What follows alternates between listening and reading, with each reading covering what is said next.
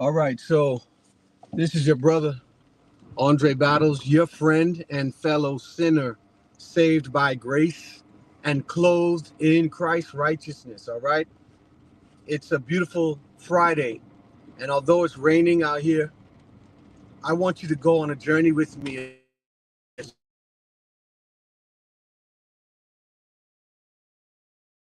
Okay, don't be alarmed.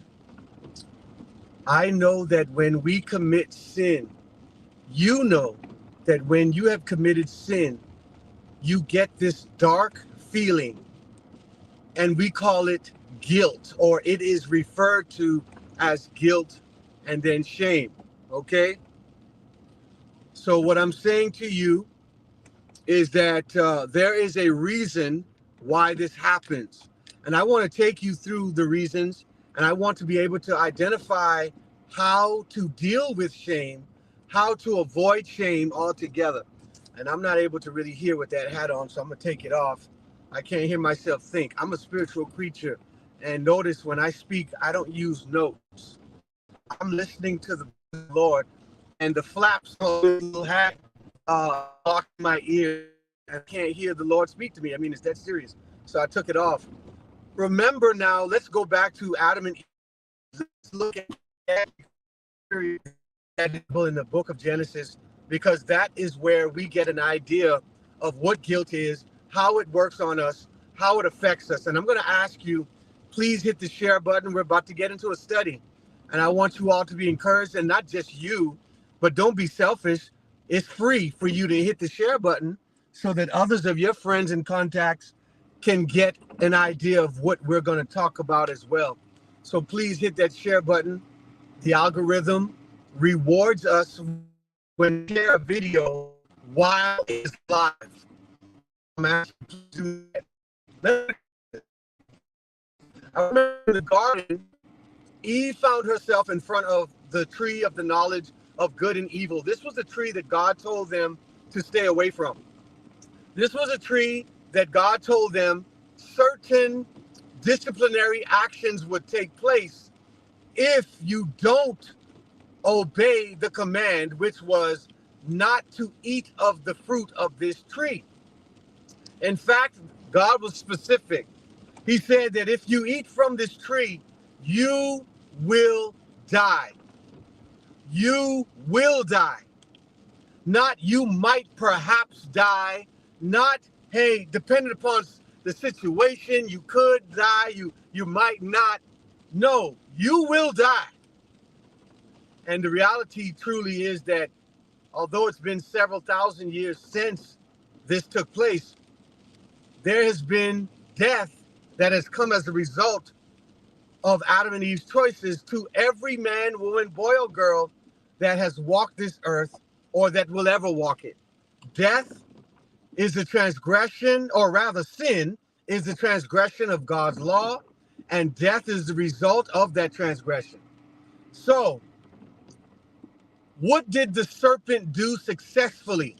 I want you to stop and think about it. We're talking about guilt. Study with me. Come on, you don't need to go listen to that Drake video. You don't need to see that same old Tyler Perry film again. You don't need to look at that short video, that comedy reel again. This is something that's going to help you. Follow along with me. What was Satan successful at doing to Eve and then Adam as a result of him suggesting his temptation? Think about it. I want you to really think about it.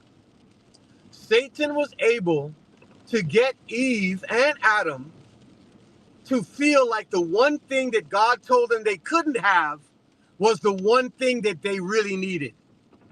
Because God told them in the garden, all these other trees are good for you. All these other trees you can eat of. All this other stuff you can have, except this one tree. Now, I want you to stop and think about it. Let's bring it back down to us today. Our parents may have told us, look, don't have sex before marriage.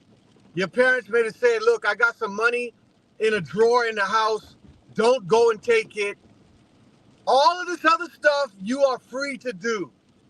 You may not be allowed to have sex until you get married, but you got all these other things you can do. You can get to know people. You can develop good friendships, start to get to know people based on relationships formed through trust and not lust. In fact, that's your prerogative. That's your gift. God has given you the gift of getting to know a person before you give them your body, right? That's why he tells you to wait before you get married for sex. Or in the scenario where we talked about your mother, your father telling you that there was money put up somewhere and that you were not to touch it. You may have been getting an allowance. You may even had your own job. Even if you didn't have money, your folks were taking care of you already. So you really didn't have a need for the money because you ain't paying no bills anyway. You're living at home, right? You got all these other things that you could be doing, but then temptation comes and makes you think that the one thing that you were told that you can't do is the one thing that you feel that you need the most. That's what sin and temptation is. Making you think that the one thing God told you you shouldn't do is the one thing that you really need. And so the devil was able to successfully entice Adam and Eve into eating the fruit. We know the story. Let's back up a little bit because this is all going to explain the process of guilt and shame. Follow me. Hit the share button, please.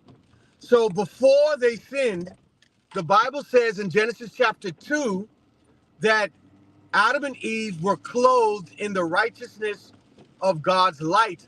The way that it said it was that Adam and Eve were both naked and that neither one of them knew it. That's in Genesis chapter 2, I believe verse 25. Don't quote me exactly. I do know it's Genesis chapter 2. They were naked and they didn't know it. Now, you know, it's funny. I'm 41 years old and I've been into some situations in my life. I've been locked out of the house at different times. I've been in some sexual excursions with women. We're out in the public, in a park or at a beach, having sex. Being naked in public was never something that any of us were comfortable with, right? But I want you to stop and think about the reality of that question that I just proposed to you, or the comment that I just proposed. I said that we were never really ever comfortable with being naked. But if you stop and think about when you were a child, when you were a young person, when you were 2, 3, 4, 5, and maybe even up until you were 6 years old, remember that you were comfortable with being naked. I need you to follow me, please. I'm about to explain something to you that you probably never seen before. Have you ever had children? Or have you ever been around young kids between the ages of 12 months old and 5 years old? Have you ever been around kids that age? Sure you have. I'm quite sure you have. I want you to notice that when you're around them, you find that you have to often remind them while they're the ages of 12 months to 5 years old to always put on some clothes. Because it seemingly seems to me, or even you, that kids are comfortable being naked. Remember, kids would run around in their diapers. You would go in certain neighborhoods and kids be outside playing in their diapers. Kids would be outside playing in their underwear. You know what I'm saying? And they were comfortable with that completely. It wasn't a problem. It wasn't until the parent or some guardian said, boy, you better go inside and put on some clothes, right? Why is it that kids have the ability to be able to walk around, play, whatever, with hardly any clothes on and not feel any type of way about it? I want you to see something here. Adam and Eve, when they were created without sin, the Bible says that they were clothed in light and that they were naked. This is Genesis chapter 2, that they were naked and that none of them were bothered by it. The Bible said that they were naked and neither one of them knew. How is that possible? I'm going to tell you. Innocence in the heart of a child, innocence in the heart of Adam and Eve Their innocence was still pure. Think about it. You don't feel like being naked is a problem as a child because your intentions are still innocent. You have not been tainted by sex. You have not been tainted by someone touching you inappropriately. You are still pure in your thinking. So for you as a child, you don't ever really connect the dots until you get older or until somebody tells you that being naked or being halfway dressed is wrong. Adam and Eve had the innocence of children. Listen to what I'm saying. Adam and Eve had the innocence of children before they sinned. And before they sinned, they could be naked, although they were clothed in the light of Christ, and not know it, not feel any kind of way about it, simply because they still had their innocence intact. And that's the answer as to why children can walk around naked and don't be bothered. It isn't until our innocence is taken from us, someone touches us, molests us, we are fondled in a way that is inappropriate or whatever, then you begin to feel uncomfortable in your skin. But before that, there's no issue, because in your innocence of mind, hey, I'm just cool. I want you to stop and think about something here. The Bible is clear to leave you and I the record of the fact that Adam and Eve were once naked and didn't know it, because it wants you to study a little further into the idea of how one could be naked and not notice it. Because today, after sin, we notice immediately when we are unclothed, that when we're not dressed appropriately. We notice it immediately. And we feel some kind of way about it, right?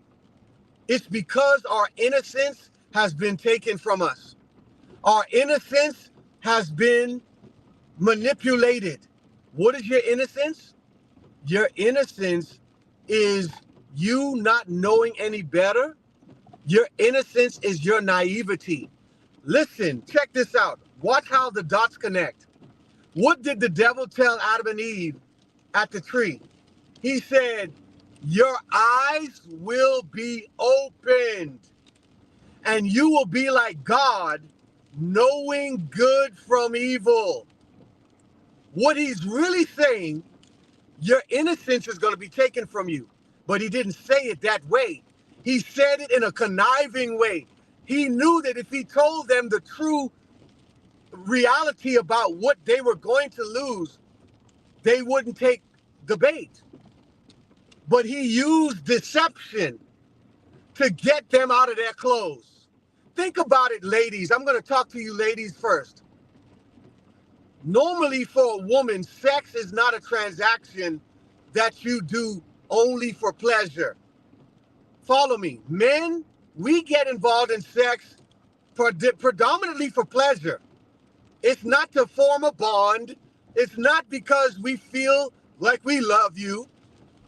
For the most part, men, when they have sex, and I'm not talking about married men, I'm talking about men that you just jump in bed with that are not committed to you. When they jump in bed with you and they have sex with you, there's no commitment in their mind. It's all about sex. It's all about pleasure. However, for a woman, when a woman gives you her body, 9 times out of 10, it is a way in which she enters into a contract or a commitment with you. She wants to be with you. It ain't just sex for her. Why am I saying this? What's the point here that I'm trying to draw out? The devil said to Adam and Eve, you will become like God, knowing good from evil. You will have a heightened sense of awareness. And in reality, that was not a lie. He did not tell a lie there. The devil's lie was when he made them think that this heightened sense of awareness was going to be somewhat beneficial. That was the lie. Because remember, he said that you'll be like God. Really, what he should have said, if he was going to be honest, what the devil would have said was, look, you're going to be naked and you will be aware of it. So you better not eat that fruit. If the devil cared anything about them, that would have been what he said. But because he didn't care, he wanted them to experience this disruption of his innocence. Remember, he disrupted his innocence by sin. Satan did. Then he realized that he was naked too, without the covering of the Lord. So now he wants to get you out of your clothes, Adam and Eve, Andre, or whoever's watching this video. He wants to get you out of your clothes, and not just your physical clothes. I mean, that's a part of it, because he does want you to fornicate. He does want you to sleep around before you get married, and that requires you taking off your clothes. But what I'm saying is that he wants you to come out of your spiritual garments. The light that Adam and Eve were dressed in were their spiritual garments. And that's why they didn't know they were naked. So when he came to Adam and Eve and told them, oh, your eyes are going to be open. You're going to have this greater sense of awareness. That part was not a lie. He spoke the truth. He knew this for a fact, because he experienced it. But what he didn't tell them was that the awareness that they would come into would be an awareness that their innocence was lost. See, that's why the Bible again said in Genesis 2, again, I believe it's verse 25, that they were naked and didn't know it, because they were innocent. They were innocent. That's why children run around naked and aren't aware that it's wrong, because they're innocent. And let me go further. In the Bible, I believe it's in the book of Matthew, Jesus told some of the disciples that unless you are like a child, you will not enter into the kingdom. Now, sometimes we scratch our heads over that, and we're trying to figure out what Jesus really meant. Go back to the Garden of Eden and go back to what I'm teaching you now. It is that innocence that children possess that we lose after our innocence has been manipulated or taken from us. And that's where Jesus is saying we got to get back to. We've got to get back to children in our innocence, in our minds. We've got to get back to a place in our mind where we're pure, because the righteousness of Christ is purity. And when that purity is a part of your life, you are very much innocent. You're not guilty. You don't feel shame. You don't feel sorrow. You don't feel none of that, because you are innocent. And Jesus told the disciples, and he's telling us today, that unless we have a conversion experience like a child and come back to that childlike innocence, we will never enter into the kingdom. Brothers and sisters, a lot for me to say, and I would hope that you would study these things for yourself, because it is truly a wonderful thing when you stop and think about it. We were talking now about how guilt came in. Remember, Adam and Eve were told that their awareness would be enhanced. The devil said, y'all will be like God. Y'all will know right from wrong, right? All of that was true. The guilt came in the minute that they disobeyed, because the minute that they disobeyed, their innocence was taken from them. Let me repeat that. If they were clothed with light and righteousness, which they were, and the devil's job was to get them out of their light and their righteousness that kept them innocent, the only way he could do that was to lie to them so that they would trade out the light of their innocence for this awareness now that they experienced, which was the fact that their innocence was no longer intact. The only way the devil could get them to get out of their clothes, the only way a man can get you as a woman to get out of your clothes, is to make you feel like him having sex with you is going to be a commitment that's going to make you feel better. Think about it. Most of you women that gave away your virginity, that's what you did, and that's how you did it. You gave away your virginity to a man who lied to you and told you that if you gave him your sex, he would love you forever. That if you gave him your sex, it would make him want to marry you. That if you gave him your sex, he would protect you for the rest of your life. And so you started thinking, you said, well, I know that they told me not to have sex before I get married, but look, this guy's giving me all these promises. He's telling me that everything will be okay. He's telling me, look, just trust me, sleep with me. I love you. I'm going to take care of you. Don't worry. I won't run off. I won't mistreat you. Don't worry. I won't do you bad. And so you stop and you think about it for a little while.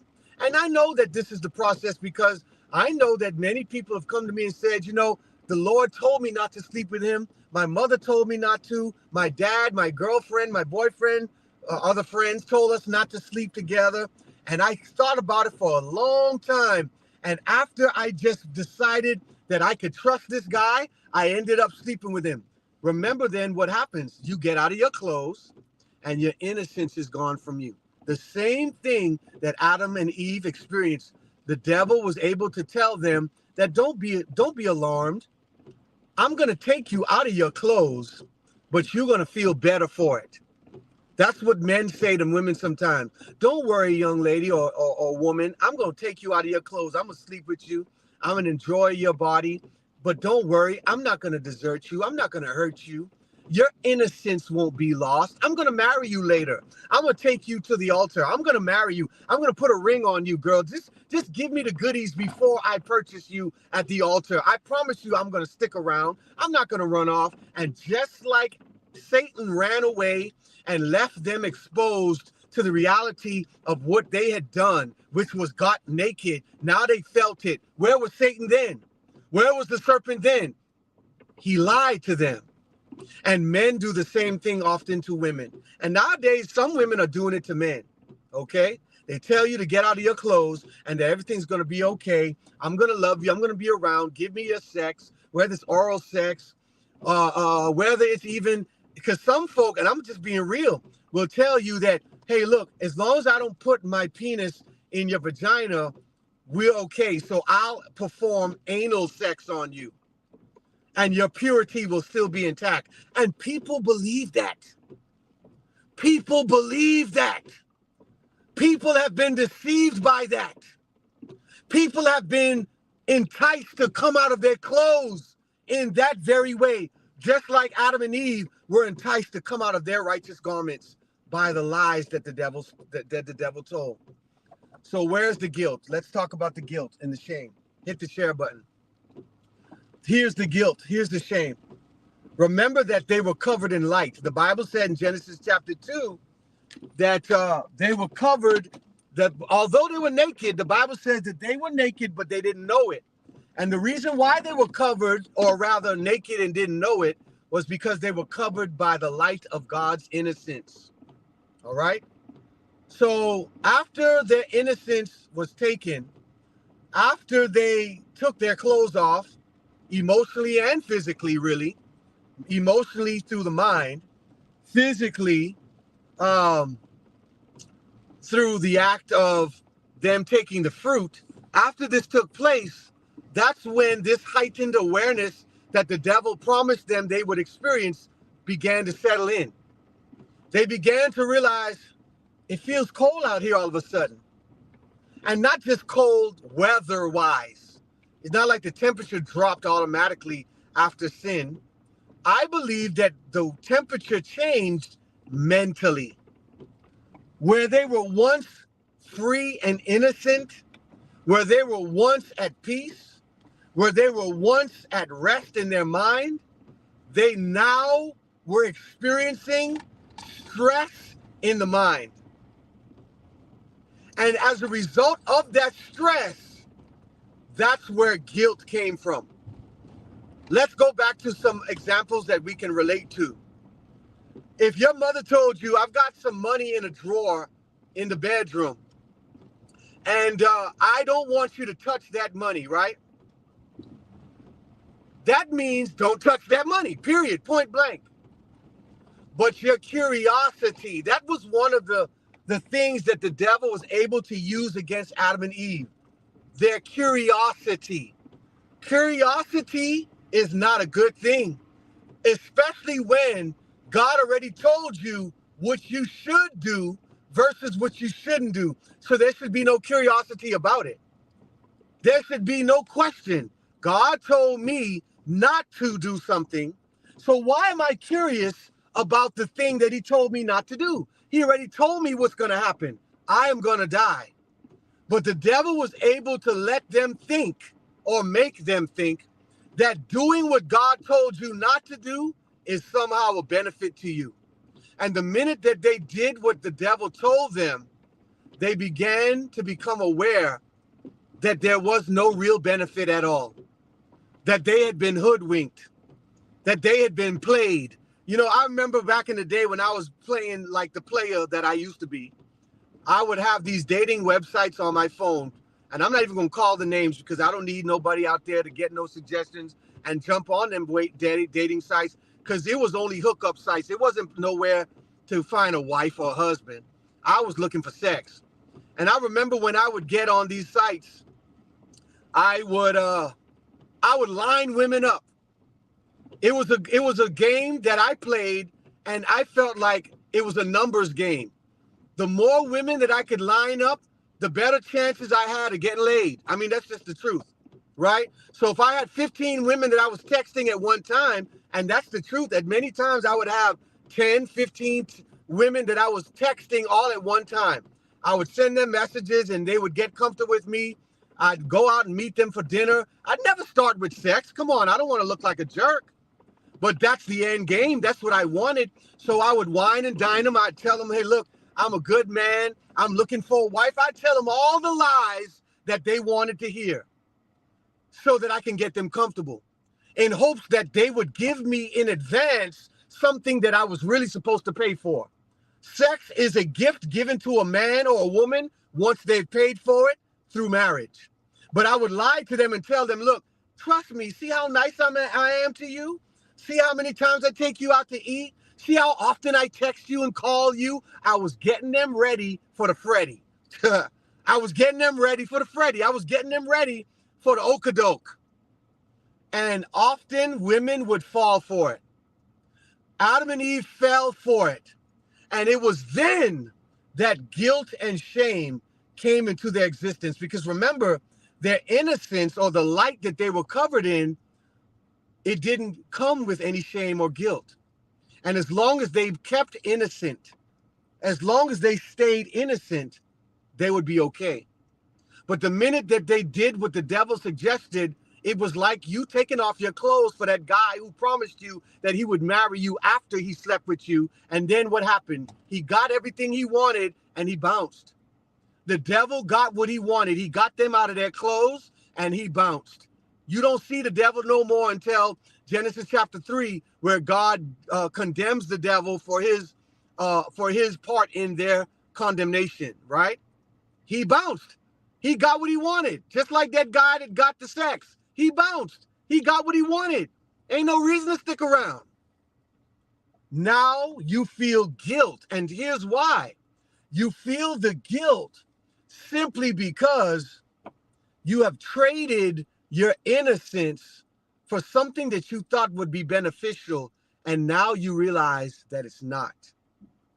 You have traded your guilt, or rather, sorry, you've traded your innocence for something that you thought would be beneficial.